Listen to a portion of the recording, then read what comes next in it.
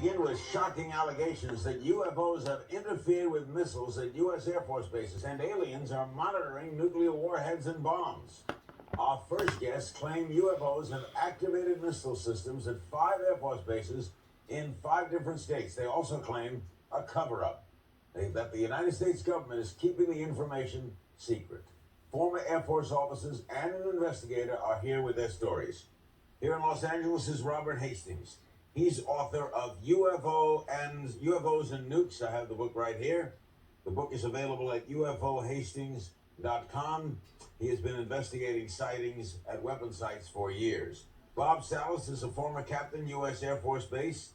At the U.S. Air Force, he was at Malmstrom Air Force Base in 1967, where there were claims a UFO caused missiles to malfunction. He's co-author of Fated Giant. Bob Jamieson is with us, former U.S. Air Force officer. He was at Malmstrom as well in 1967, and he says his superiors told him UFOs caused the malfunctions.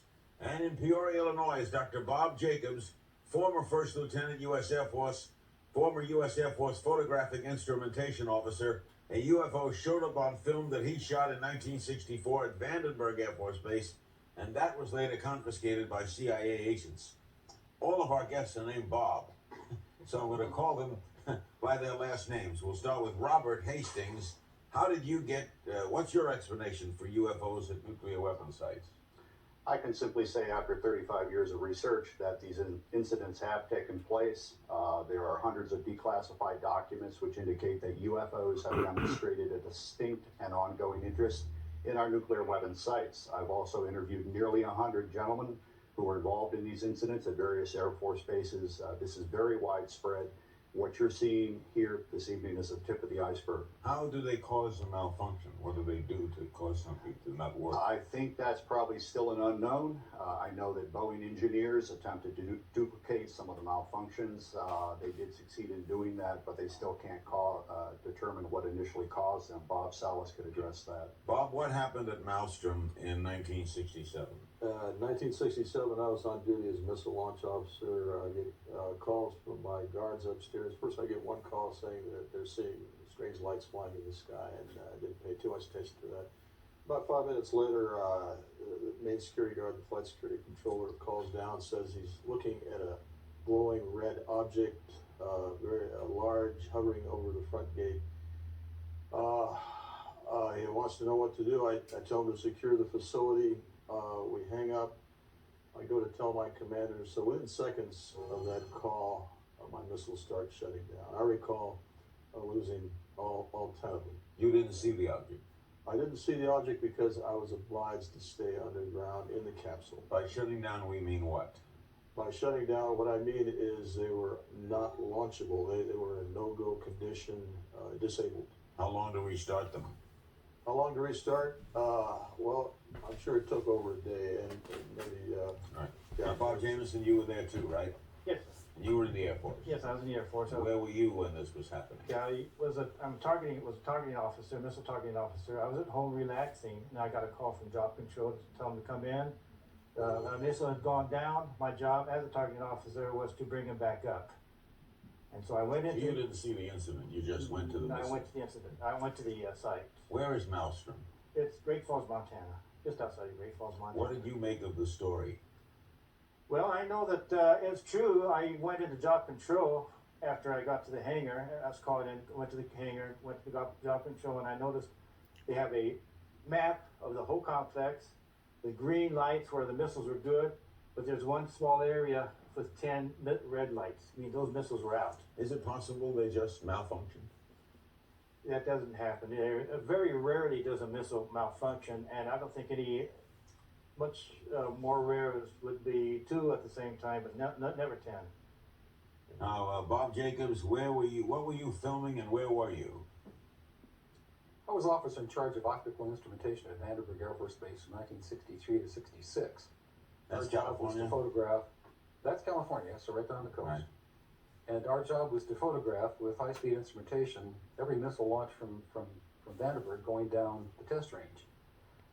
They wanted to find out if we could figure out a place to put a telescope where we could get a side view of the missile so that we could see all 3 stages of powered flight. So I went up to Big Sur, California, up on a U.S. Forest Service road on Anderson Peak. I installed a telescopic sight up there.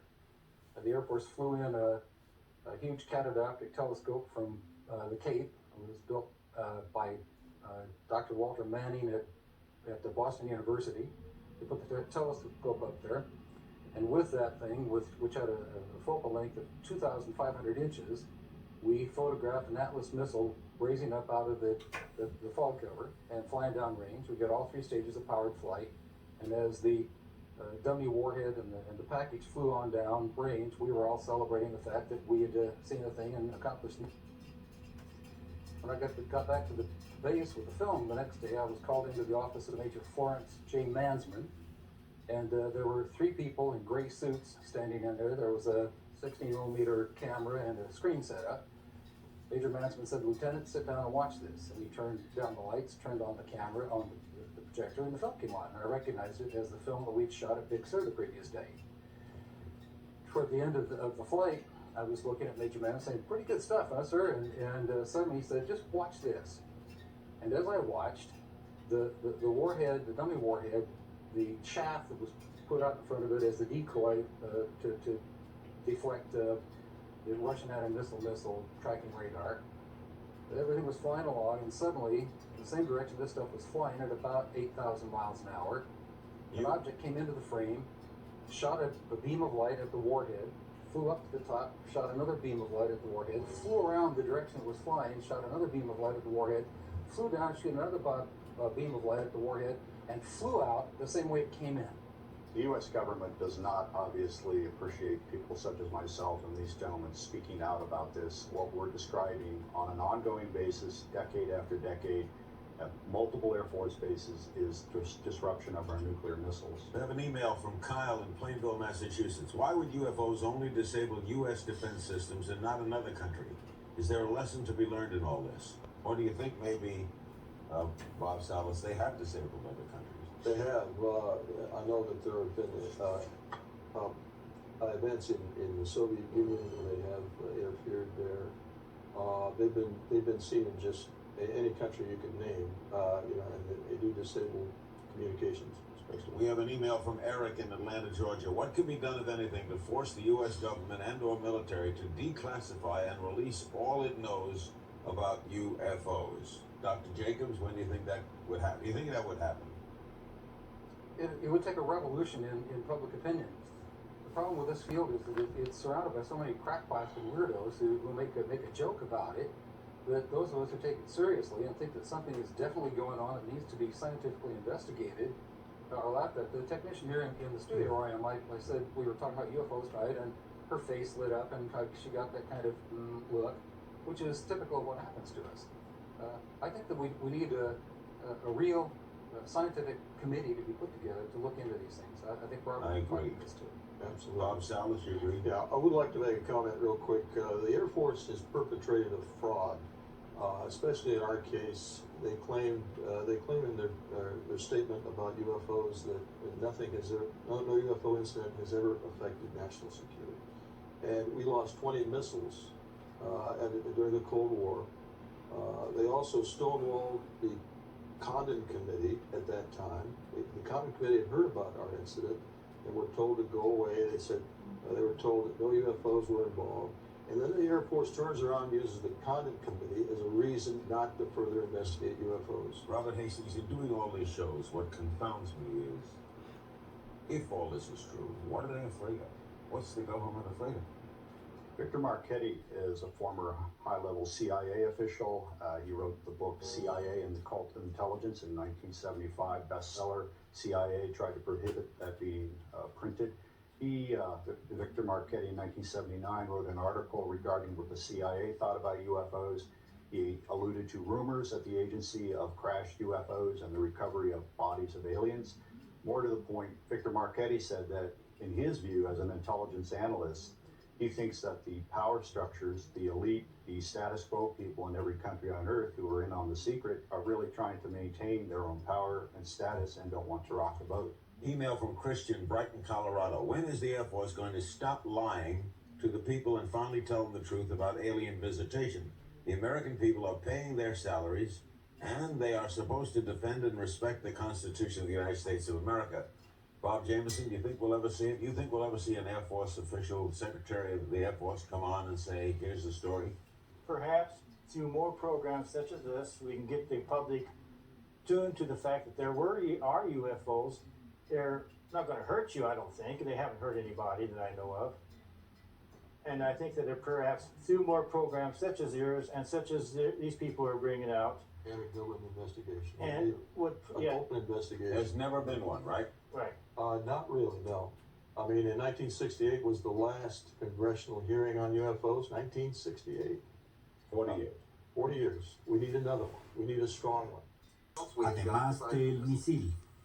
After the film was developed, Después de revelar la película, el director del proyecto, el mayor Florence Mansman, llamó a Jacobs a su oficina y el mayor no estaba solo. Había dos sujetos de traje gris, ropa de civiles. No eran de la Fuerza Aérea, eran de otro lado. Jamás se identificaron. Pudieron ser de la CIA, de la OSI o SS. Jacobs was asked to watch A Jacobs le pidieron que viera su película en presencia de estos misteriosos oficiales. El cono de la nariz sobresalía. La cabeza era plenamente visible. Algo entró a cuadro. Lo que yo vi era un objeto circular, un clásico platillo volador. Y lanzó un rayo o algo así hacia nuestra ojiva de combate.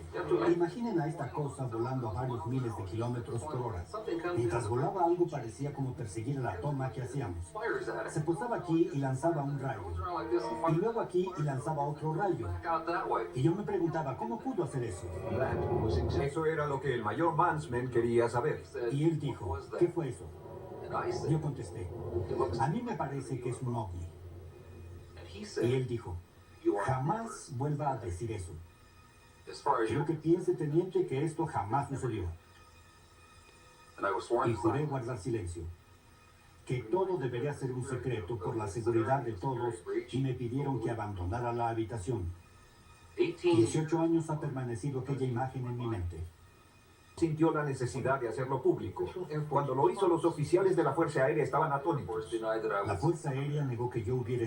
No había ningún teniente Robert M. Jacobs en la Fuerza Aérea en aquel momento. Jamás estuve en la base Vandenberg. Y si estuve, jamás estuve encargado de la sección óptica instrumental del Escuadrón Fotográfico 1369 que está en esa base. Negaron que hubiera un encuentro extraterrestre en la base Vandenberg. Negaron que hubiera un telescopio llamado telescopio BU. Negaron que hubiera un doctor Walter Mansen. Lo negaron todo. Tenido documentos que prueban que él estuvo en la Fuerza Aérea en 1964 y que estuvo a cargo de la instrumentación óptica en Vandenberg.